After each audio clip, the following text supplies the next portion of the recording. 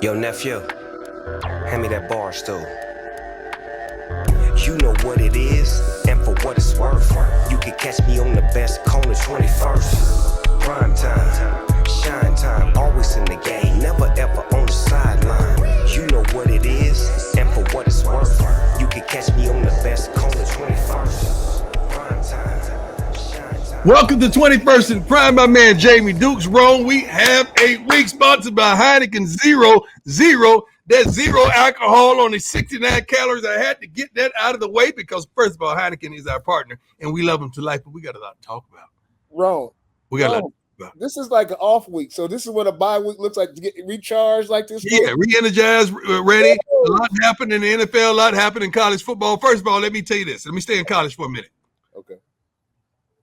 Alabama, I believe, could possibly give Come on, don't do that. Don't the do that. Jets Stop. and the Giants Stop. and the Houston Texans and Jacksonville a game. Coach, I don't know if they're going to be able to give Georgia a game. You can't disrespect these NFL players like that. Georgia's a wagon this year. These NFL players are full of Alabama guys. The best of the best. Georgia played great. Matter of fact, Georgia defense was so great that I took a clip from my son Shiloh talking about we're the best defense in the SWAC, and then I put his statement, which I don't mind. You talk it, you got to walk it. Then I put the statement that Georgia made on the first series of the game against Arkansas. That defense was stout. Jumped offside, first and 15. Another offside, first and 20. Dominant. They stop them, break up a pass. It's third and forever. There's no play in your playbook that says third and forever. You're going to get that. They set the tone at the beginning of the game, and they didn't get off of it. And they threw a shutout. Now, that was extraordinary. But everyone expected it. We didn't expect the shutout, but everyone expected to win. Arkansas, they've been playing great. You can't take nothing away from them. So is this But Alabama. Mhm. But what Ole Miss had been doing and how well they were playing offensively and then putting up 600 yards on them a year ago, we didn't know what to expect. No, I take that back. Y'all didn't know what to expect. But Alabama let everyone know they're still number one. I don't want to rain on Alabama's parade at all because the way that they've been able to retool is incredible. First-round draft pick after first-round draft pick, running backs, wide receivers, offensive linemen that they've completely retooled. But this year, that game is in Georgia. It's not going to be in Alabama this year. Georgia has been getting the brakes beaten off of them by Alabama for how many years straight? It's about time that Georgia turns this around. It's in a couple weeks. We got to be fired up for that game because it's a de facto national championship. Whoever wins that game is the best team in the country right now. We're the best team in the country. What about last night in the Tom Brady affair? So with the Tom Brady affair, I guess the first question is, what did they do? They won the game last night. Certainly. They just won the game though. They didn't serve any kind of notice, or they're the champs. They're on the champ. They went in a hostile environment. Against a rookie The quarterback had a lot of emotions being Tom Brady. And then the opposing quarterback, Mr. Jones, played superb. Mm-hmm. Played out of his head. Mm-hmm. The defense was on point. Bill called a great defense coordinator. I'm sorry. Is that because they know? Bill, you said you called right. It, right? Called a great game. Is that because they know? Talk about knowing the quarterback. Because you can know the quarterback, and but Tom was just a little off. You can know him all you want, but you still can't deal with all the pieces that he has in the plays that he's armed with. Tom was off. I hadn't seen Tom that off in quite some time, but he was still Tom. Right. He's still able to get the job done, and he did. Ron, everybody could downplay it. They could lie and say it don't mean nothing. It's just a normal game. That's a lie. Meant everything to me going back to Atlanta to play with each team that I went back to play. Meant everything when I was with the Redskins to go back and play against Dallas. Wait, don't go by Atlanta. It meant everything that you got in the fight. No, it meant everything. It meant everything. What do you mean? With who? One of my former teammates. It meant everything. But the game meant everything to me. Wrong. You didn't know about the fight? I think I might know a little something about. Just Google right there on the computer. Deion Sanders, Andre Rison. There's only about 8 million views on it or something. That's what I thought it was, Andre Rison. I didn't know it was anything different. That was the game. This is my house. That was the This Is My House game. That was the game. Wow. So do you think that Tom was going through his own This Is My House last night? Yes. This is his house. He built that house. Certainly he was going through that emotionally. And how much do you think emotion played into his performance? Because we're saying he was off a little bit. Do you think it's a product of emotion? Yes. You geared up, you amped up, you geeked up. You're trying to make the play instead of allowing it to happen. Just allow it to happen because it's going to happen if you got what it takes. Let me give you another example of that. So Brett Favre. Now, first when Brett goes to Green Bay. Brett's first game in Green Bay throws a slant into the stands. Somewhere close to that. His nerves, he's so amped up. Brett Favre's first pass when he came to Atlanta, played in Atlanta, went into the stands. I'm sorry, this thing is hurting me. Is it throbbing a little bit, Coach? It's You just took throbbing. the boot off? You popped off the boot? I sent you a little package. That's okay. They're close. I got some all natural. I sent you that. Yeah, I got it. They're supposed to give it to me today or tomorrow. But yeah, You sent that through the mail? this thing has a heartbeat right now. Oh man, it's throbbing. Yes. I didn't send it to male physician. I didn't. That's wrong. But anyway, but back to so the point is that because think about this, Coach. What you're basically saying is the only thing to make him crack. That's the only thing that's made Tom crack. It was the pressure of going home. Honestly, to me, me, it was pressure. No. You said you hit it right. It's not that he lost the energy that Tom has never been. Yeah, it wasn't pressure of going home. Well, no, but it is Not pressure. It's not pressure of going home. Sure. Pressure. It might be semantics. It might be feel semantics. pressure when you're inadequate. You feel pressure. You feel anxiety when you don't feel like you're prepared. That's what people are nervous. That's not pressure. It's anxiety. Just anxiety. A playing anxiety. And there you go. So have you had a game, Coach, where other than that game in Atlanta coming back that you had a playing anxiety? No. That was the only one. I always allowed it to come to me. Mm-hmm. Let the game just come. Because, see, I'm a defensive player. I can't force it. I just got to let it happen. Just prepare yourself, study your butt off, and be prepared for that moment. You're going to get an opportunity to have that moment. That's what players don't understand. You're going to get an opportunity to have that moment. Just be ready for that moment because you're going to get an opportunity.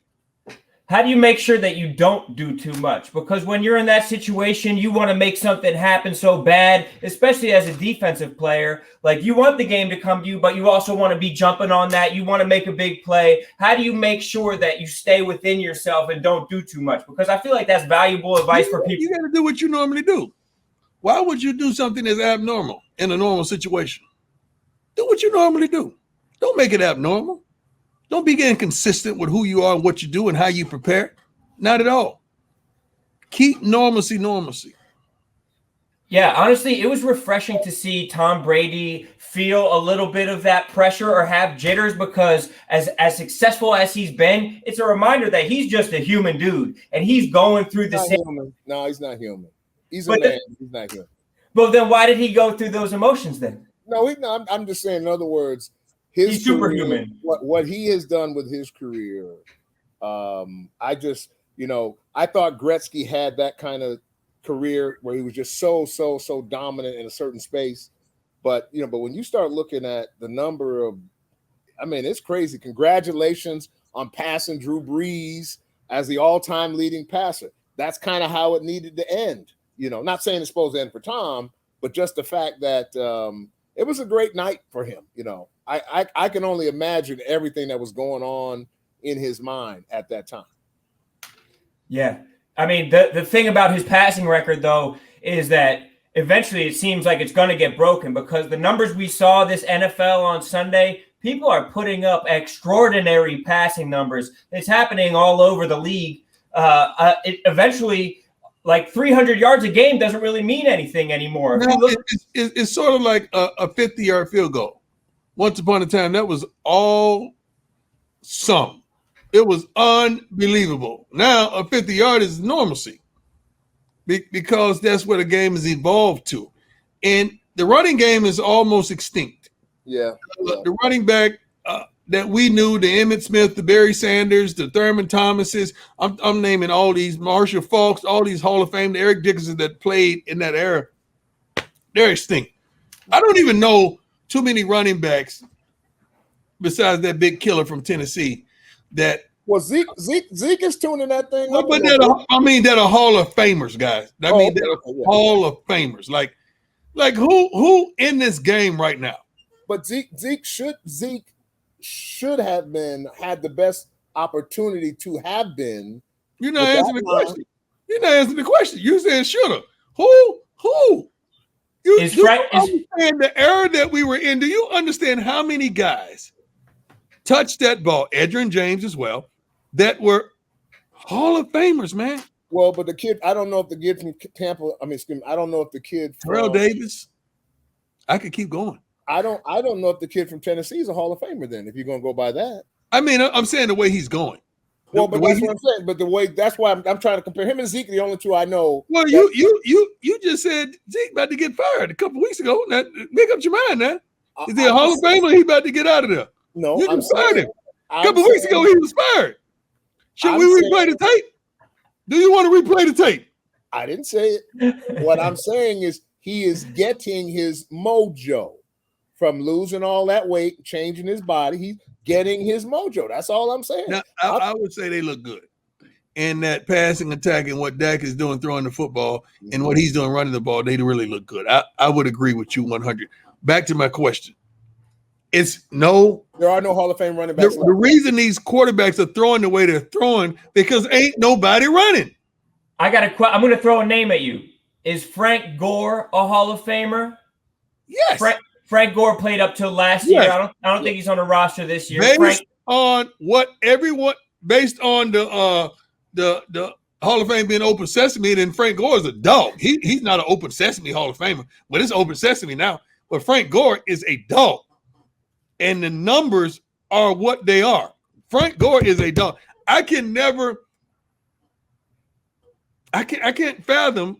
I can't remember watching a game and Frank Gore in his heat of his prime not being a guy that you had to deal with, that you really had to prepare for. Hall of Famers to me is guys that you got to prepare for and you still ain't prepared for. Well, yeah, but no. Listen to that. Listen to that. Because this quote is going to travel. That's what a Hall of Famer is. A guy you got to prepare for, but you still ain't prepared for. For how long? For how long, Coach? What you mean how long? So in other words, Henry will do this for the next 3, 4, 5 years. Is that long enough? Is what I'm saying. I don't see 10 years of that. He's too big for gravity's going to catch him at 5 years. That's the numbers that we've seen. But the thing about it ain't like that no more. These kids are making so much money. They're not trying to do this for no 10 years. No, you said Hall of Fame. I'm talking about Hall of Fame conversation. Strictly. Yes. In other words, if he rushes for 8,000 yards on his career, okay, before it's over, can he be a Hall of Famer? Is what I'm saying. I don't know what's the criteria for backs. I don't know. That leads to another question. Because I believe that the last running back to possibly go into the Hall of Fame just retired last week in Shady McCoy. And I'll say that. Okay, hold on. No, I'm saying you got 11,000 yards. Hey, you got to give me Fred Taylor now. No, Fred's not in. Give me Fred Taylor. No, Fred. No, I said younger, but I'm saying in other words. But I'm saying if you go throw Shady up there, I got to throw Fred. Hear what I'm saying. I'm just saying checkmate. Fred Taylor should be in the Hall of Fame. Coach, let me finish the statement, so you can hear what I'm saying. You don't understand what I'm saying. What I'm saying is the young. So in other words, Fred is already somebody who should go in. I'm saying, in other words, the youngest back. There's not going to be another back after Shady and his 11,000 because nobody else is going to get 11,000 anymore. It ain't going to happen. And Shady just retired. So I'm saying I think Shady is going to be the last back, if ever, to possibly get in the Hall of Fame because nobody's going to rush for. I don't know the numbers because I'm not fact checking. But what about guys like Jamal Charles and guys like that who had really good careers now? Those guys had really good careers. 11,000 is a number, some number like that. In that, if you're not in that, I don't know how you get in by the standard that you set. Oh, Jamie, I think that Derrick Henry could get to 8,000 yards by next year. He has 6,300. He has 6,300 already. Okay, so that's right then. Yeah, he's put in it. Like, it could really happen by next year. Like, he's put in a really a strong body of work so far. No, he's a 10,000 yard back then. If he's there now, I didn't know where he was. Derrick Henry is a dog, man. I know, but it's the long. You got to have the. I just saw some on you. You got 51 interceptions or whatever that number is. You know what I'm saying? I think 52 or 54. By the way, don't cheat. You know what I'm saying? Don't cheat. But you understand what I'm saying? So yeah, but I'm saying don't cheat. A long number. But don't cheat me. If you're gonna say it, don't. You're gonna say it right. Don't cheat me. Yeah, don't cheat me. Don't cheat me. Up on the phone. Yeah. We're also leaving one name off. Adrian Peterson is a name that we neglected. Thank you. But Shady just retired. AP's already gone. Shady's just retiring now. I'm assuming AP. Well, AP's still trying to play right now. AP just told that thing last year. Well, AP's in. He's walking Hall of Fame. He's walking Hall of Fame. He's in. Right, He's in. right. He's in. He told that ball last year. He's still AP's still trying. AP was in 5 years ago. First of all, he was in 5 years ago. But the point of the matter is still, I don't think, to your point, there's nobody that's going to be able to rush into that 10,000 yard lane anymore because they're not getting the attempts. Yeah, it's going to have to come down to whether these pass receiving running backs have longer careers. And it's going to be a running back who eventually has like 85 catches a year for several years in a row, or somebody that they're using like the Falcons were using Cordarrelle Patterson yesterday, a guy who they're lining up as a running back, and he had 3 receiving touchdowns. He's an athlete. I like that. Hey, guys, go down to this Keyshawn thing. Tell me about that. I like that. Keyshawn.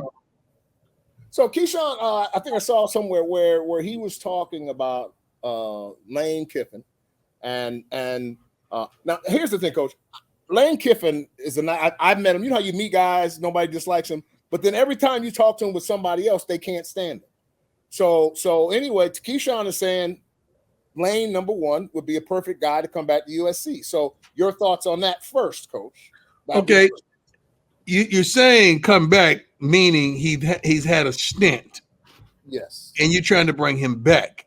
I'm not trying to. That's what Keyshawn was. First of all, I'm an advocate for any coach getting any job. I'm just an advocate because I'm a coach. The bring back thing, I don't know how you left. It's hard to bring somebody back somewhere not understanding how you left. I can't ask you to come back to the crib depending on if you left wrong. Like, how did you leave? Yeah, I mean, tell me how did you leave?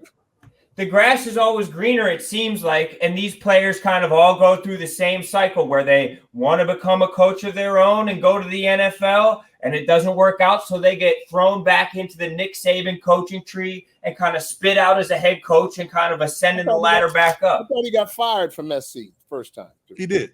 Yeah. So in getting fired, again, you could have fired a coach that won 9 games or 8 games, and it's better than what you had. Yeah, but how did you leave? I heard that piece, but I'm saying how you left. I'm sure he didn't like it, and so, but I'm sure he. No, not him. How did you leave? If you got fired, that's because something went wrong. How did that happen? How did you leave? Because the standard was Pete at national championship. So 9 games now isn't good enough on a regular basis with a stupid loss every year. That's what got him so right now their standard isn't 9 games. It's not. Let me clarify this a bit. Okay. Oftentimes it may not just be 9 games. It may be right. It may be, okay, we won 9 games. You weren't helping us to bring in the economics that we desired to bring in. Guys weren't getting to the NFL at the level and expectation that we thought. We weren't getting in the type of recruits that we thought you could bring in. It's a lot more that goes to this. I don't know what transpired, but it's a lot goes into that. But okay, so let's go back to another analogy. There's an 80-20 rule. Okay. Everybody's got an 80-20 rule. Rone, you, your girl, we all do. Could be halitosis, could be ugly feet. What's the 80-20 rule? Break it down. In other words, 80% of everybody is right. 20% got some hot sauce. And so the question is, how do you deal with the hot sauce? How bad is the hot sauce also has to be, because in other words, a lot of people focus on the 20. Coach, I'm gonna let you preach that if you don't mind about that. You know, that, I mean, I don't. Well, a lot of people focus on the 20, and then what they do, they go out and substitute the 20. So they know your 20 is bad, so they go out and get somebody to replace you with that 20. But now you're dealing with two people.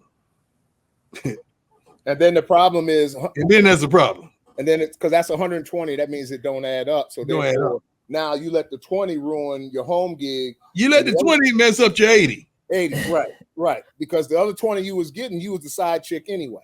Now, I didn't say that. I didn't say that. Now you promoted the 20, thinking the 20 is the 80, and you start realizing the 20 is the 20. One none but the 20. So you're saying that they got rid of Lane Kiffin because he had a little bit too much sauce. No. We don't know. We don't know. We don't know. We don't know, but we know what we know. We don't know what transpired. We just telling you how life is. We was just talking about really relationships going into a whole nother level. We just spent that thing and just took it way down the street where it had no business going. I was trying to soak up the game, but it seems like what you're saying is that's your every week we have to give you a little marriage tidbit.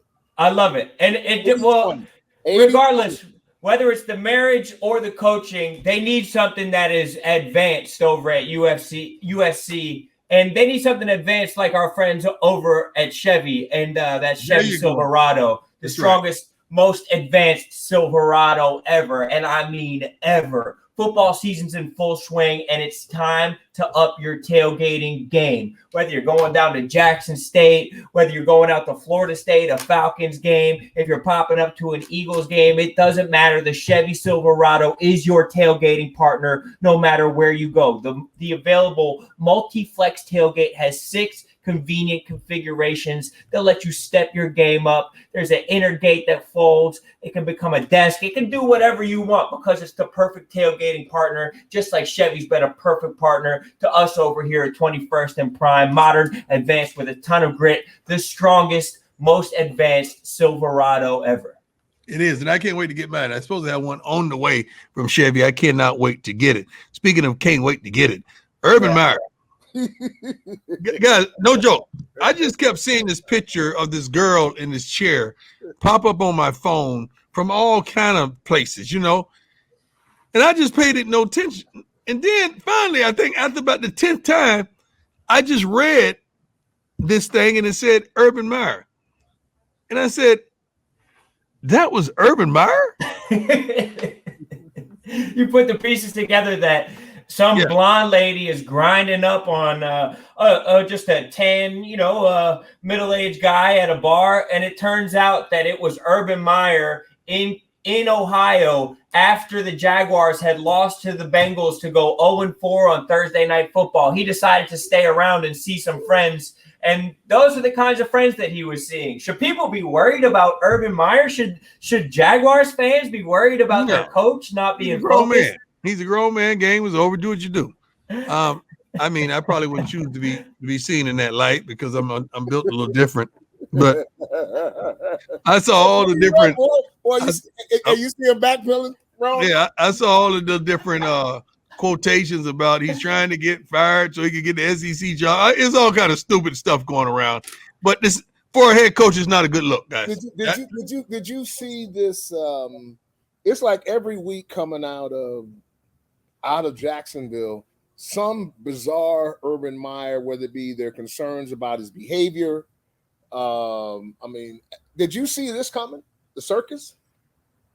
What do you mean the circus? It's a circus in Jacksonville. It's a circus. I don't think it's a circus.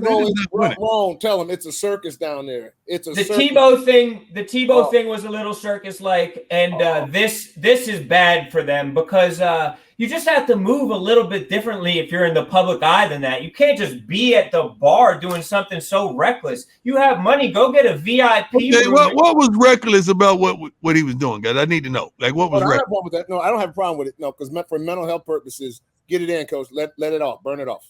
Burn that off. Let that burn off. Let that burn off.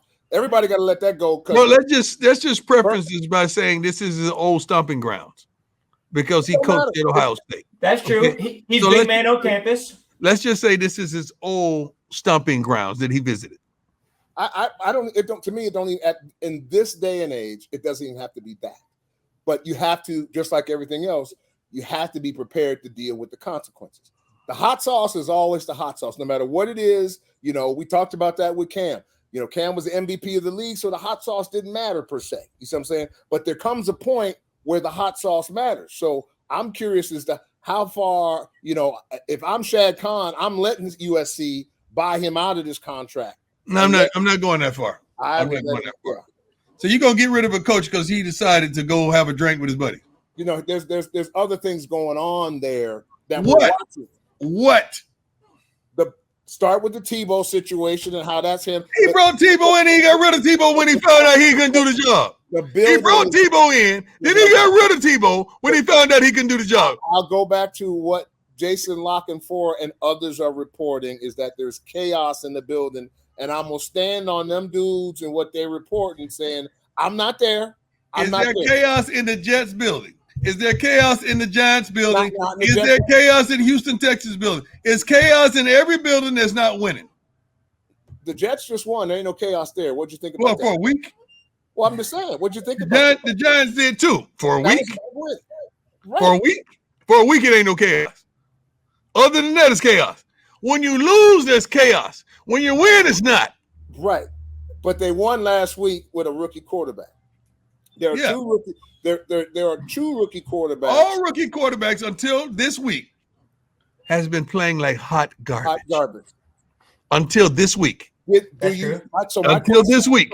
My question to you, Coach, is do you think the game kind of started to slow down or just an aberration? With who? Those kids. Fields was one. He played better. The game hasn't slowed down for Fields. His numbers are horrible still. No, they weren't bad. They weren't.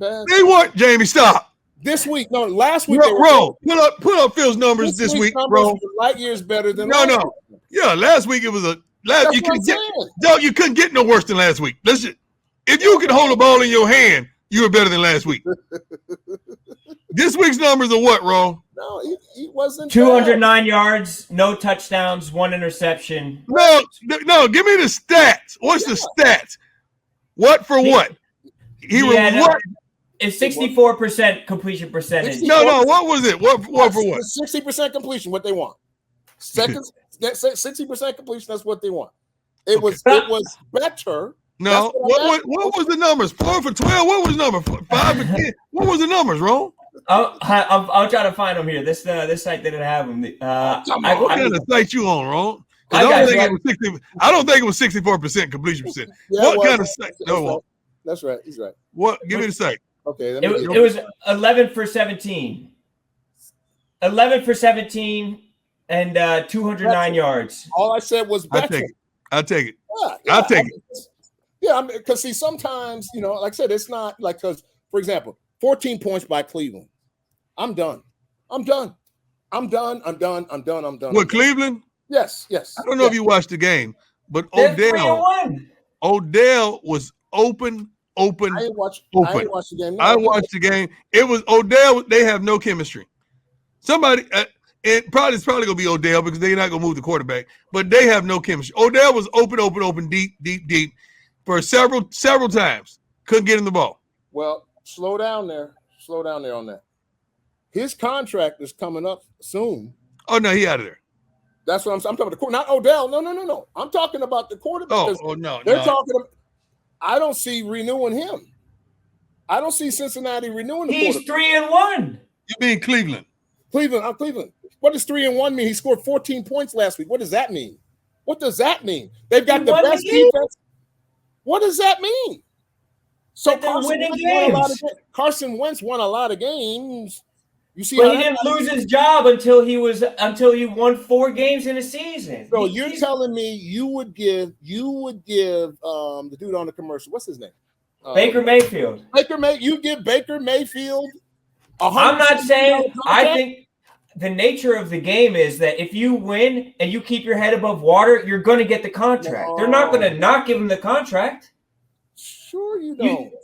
Yeah, but Jared Goff got a contract. Carson Wentz got a contract. And that's what they learned their lesson. They made a mistake, and those are mistakes. They learned their lesson. They learned their lesson. But they stopped winning. He's winning. He's winning games. I understand that there's chemistry. No, I'm going to tell you something, Ron. Let me interject. They're winning. He's not winning. They're winning. There's a difference. When you watch Dak play, Dak is winning. Oh, yeah. You watch little kid Arizona play, he's winning. Yeah. Tom Brady is winning. Yeah. Like, it's certain quarterbacks out there. The kid from the kid from the Cardinals, he's a winner. Yeah. Carr in Las Vegas now, he's winning. Cleveland is winning. He's not winning. No. So how long does that have to go on until, like, do you know right away if a quarterback is winning? Do you think that, like, you could judge how long should people wait to judge a quarterback and be like, well, he's out of here, or can he figure it out and start winning games on his own? We go by, can he see it? What we say, Ron, is can he see it? We're trying to see, can he see the game? Can he see what's happening, what's transpiring in front of him while those bullets are coming? Can he see it? And he can't see it as clear and make some of the throws that he need to make, but he's a formidable quarterback. But this is the problem with the NFL. It's hard for me to give an average guy 30, 40 million. It's hard for me to do that. And then I got a dog like these defensive ends rushing and killing everything, and they're going to get half of that. I don't understand that part of the NFL. That's absurd to me. I do understand. I don't think they should be 30 million more, but I understand how they define how quarterbacks are defined. Yeah, you're saying that position. I don't. So important because I don't. You can't go because the thing is, you can be the best defensive end or you can be the best cornerback on earth and still have no chance of going to the Super Bowl. Most of the time, not all the time, of course, but most of the time, you're going to have. I mean, the quarterbacks who win the Super Bowl are either great quarterbacks or they're young quarterbacks who have been proven to be great over time. Or they have a great defense. That's the rarity. They have a great defense. That's your Trent Dilfer. That's maybe your Brad Johnson situation, kind of, sort of, not really. Brad was solid. I'm not sure, but I'm saying that's that. Brad couldn't carry you to a Super Bowl, but he's not going to kill you. So you have that level of quarterbacking that has won a Super Bowl. Hostetler. Phil may be in that category. I'm not sure. That could not carry a team. Aaron Rodgers can carry a team. That's what he did over the Pittsburgh Steelers. That Aaron Rodgers showed you why. He's Aaron Rodgers. Like he said, he had his first little preseason game. He was a little off because it was his first preseason game, which was the regular season, and now he's making it do what it do. But with the Browns, like, what are they supposed to do? Are they supposed to go back to the days of Colt McCoy and Deshaun Kaiser? The process of acquiring a great quarterback in the NFL is so hard, and they lucked into a number 1 overall pick one year. Are they supposed to just throw that all away and throw away Myles Garrett's prime years? Because Myles Garrett looks like the best defensive player in the league right now. Like, he's playing like a superhuman. They're not supposed to, and they're going to be stuck with a tremendous decision to make. And then you got to understand, it's another group of collegiate players coming in, and I can't wait to see the next wave. Like, who's going to be the next wave of quarterbacks that's got to go? Because this is another group coming in. Or there's a guy in Houston that they're going to have to get out of the building. You can't lose and then have the solution sitting on the bench and you not get any value. I'll take him any day. Like, if I had to choose between those two, give me Deshaun Watson any day. Yeah. But Rone, what I want to get back to is what you have to me. I'll say it this way. Okay, the three of us on the show, right? I can pretty much tell you 2 of the ones on the show would not re-sign Baker Mayfield. I don't think you think either one of us are crazy. It's just about opinion. But because see, what happens is going back to what Coach is saying. See, this $30 million decision. See, he may have, because of the example that was from Wentz's contract and Jared Goff's contract. To me, that's the reason why they haven't already redone his deal. Same thing with what they're looking at possibly in Baltimore. I need to see a little more. In the seeing a little more, we're seeing that there's still questions there. So you can't invest $30 million over again, because this is a $120 million decision you're making, guaranteed now. That's what it's going to cost you. What's the ceiling, Ron? Like how much better, when you look at him, you're like, how much better is he really going to get? I think the ceiling is being a quarterback that manages a game while a great defense and 2 extraordinary running backs kind of take care of you right there. And I know for that. I don't think he's a manager, though. I don't think he's a manager because he wants to be that guy. And I can't fault him for that. I like that about him, that he wants to be that guy. But I think it's in there. It's just not enough in there. That's my only thing. I just think this is what he is. A lot of guys, he's like Ryan Fitzpatrick to me. You know, I mean, he's younger, whatever, but there's a ceiling there where you might get 8, 9, 10 games, 11 games maybe of greatness or goodness or something, but them 5 games, I don't know what we're going to get. And that's the problem. You don't get that with Aaron Rodgers. I just saw a lot of throws missed. Maybe his footwork, his mechanics. I just saw quite a few throws that had he hit those, right, that game would have been over. Like the wide open wide receivers, you know. No, it was tight end. Like it wasn't beautiful, but he got the job done. I do like him as a competitor. I really do. I like the way he competes. No, for sure. And I want to talk a little bit about a competitor, Patrick Mahomes, but in just a second, because I first want to talk about our good friends over at Cross Country Mortgage, because Cross Country Mortgage, they're just like us at Barstool. They're just like us here at the 21st and Prime family. They're a people-first group of people. They're dedicated to the fundamentals of mortgage lending, which result in a fast, convenient, less stressful home financing or refinancing experience. And with these quarterbacks moving around all the time, I mean, who knows? Baker Mayfield might have to refinance that home experience, or he might have to refinance that mortgage if he winds up not re-signing in Cleveland. But luckily for him, the folks at Cross Country Mortgage will be able to help him out with unbelievably low rates. Don't pay more than you need to. Just like our friends at Cross Country Mortgage always tell you, if you're a homeowner and haven't refinanced recently, you could be leaving thousands, tens of thousands, maybe hundreds of thousands of dollars on the table over the life of the loan. Rates are at an all-time low. They might not get this low again, so call for a fast, free quote. Our partners will save you tons of money, and you could call today. They'll give you a free home valuation just for calling. Go to crosscountrymortgage.com/barstool to learn more about your future home buying experience or refinancing your current mortgage. Cross Country Mortgage LLC, NMLS 3029, all loans subject to underwriting approval, www.nmlsconsumeraccess.org.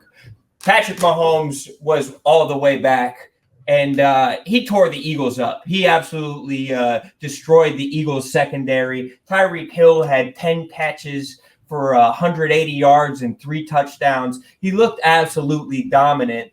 And after the game, Darius Slay went online to defend himself. And he said, hey, I've only given up 100 yards twice in my career. And he was kind of saying, I don't deserve all this hate that I'm getting. And the media destroyed him. They said, you're not supposed to be online after games. You're not supposed to be on social media. Stay off social media. Don't say this. They're comparing him to Byron Maxwell and Nnamdi Asomugha, other players that the Eagles have overpaid for. And I think that the media is a little bit out of line, trying to control what players do and what they talk about. And again, they're just forgetting that that's a human person too. When you say media, who is the media? Like, who told him to get offline? Like Philadelphia Inquirer writers from the biggest newspaper in Philadelphia. People on the radio. I can see it was the Eagles media department. Now that's one thing, but just outsiders, no. No, whatsoever. What's wrong? I guess my question would be, what's wrong with asking that question? You know, why would people have such a problem? Because it's like, you know, it's kind of ties to the other topic. One of the other conversations is Harbaugh. Why do people hate Harbaugh? You know, it's like, and the point being is that this kid, he's had a very good career. He got paid. Sometimes you have a bad day, but a lot of times it's hard to live up to the money.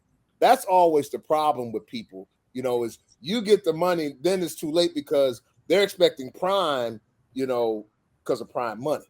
Mm-hmm. And you don't get prime money. You don't get shut down all the time. You get a guy who was a really good zone corner who did a good job. He had a great coverage over the back, his safeties, and, you know, his linebackers did a great job of communicating with him where he was before. Now he's gone into a situation where it's the Wild Wild West. And, you know, this ain't that. You know, and so often I think that might be 30%, maybe, Coach. Yeah. Something like that. Say it again. Is that 30% of why bad trans, like why 40% of the guys that get the big contracts never live up to the contract for a certain set of subsets? I don't know that percentage, but I don't know what we call living up to the contract. Well, you were getting 12 sacks a game, or 12 sacks a season where you were, and now you're at 7.5 and you're at 8. Well, because you full now, you ain't hungry no more. Yeah, you have everything that you could ever want. Darius Slay could play though. He's not in that category. He could play. He could flat out play. I don't know what this was about. I don't know if he really gave up 3 touchdowns or what they alluding that he did, and he went on to defend himself. I'm pretty sure that has something to do with it. He had a bad day. Why do people don't like Harbaugh, Coach? Which Harbaugh? The Michigan coach. Oh, the Michigan coach. People hate him. Like you know. I don't know if they hate him. There's a lot of people who dislike Harbaugh. They disliked him in the NFL. He's a different dude. Fine. He's a different dude. So but he's a winner. He's been a winner. He's a winner. That's all he does is win. He hadn't won at all, but he's a winner. He's a winner. He loses to one team every year, and I think they dislike him for that. I also think that up until this past week, he had lost every game where he was an underdog so far. Like he hadn't been overcoming the odds so far at Michigan, and they have a high standard. Jamie, I didn't know how serious that was until I had someone tell me in private. Like, you know, I'm not a bet man. I don't even know what the over and under and all that stuff is. I don't even know what that means. Over the line. I don't know how to read the line. But when somebody told me you got to cover the spread, just make sure you cover what it is. Make sure your team is always. I'm like, what does that mean? They said, well, if you're supposed to win by 5, you need to win by 5. I'm like, I'm trying to win by 10. What do you mean? I'm trying to win, period. Yeah, just win. They said a lot of people look at that. Yes. And I had no idea, so I'm not going to assume anything.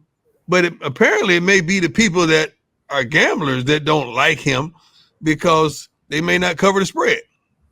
Yeah, I mean, he has to win, and he has to at least win money for people for them to like him. But I think that he just got maybe the biggest win of his Michigan career this past weekend. And Michigan's in a good spot. Michigan is trending upwards right now throughout this season. They're going to have some tough games.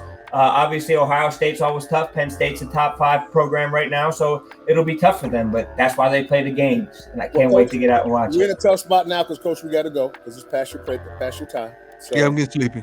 That's going to do it for this edition of 21st Prime, and we'll see you guys on Thursday. Amen. You know what it is, and for what it's worth, you can catch me on the best corner 21st. Prime time, shine time, always in the game, never ever on the sideline. You know what it is.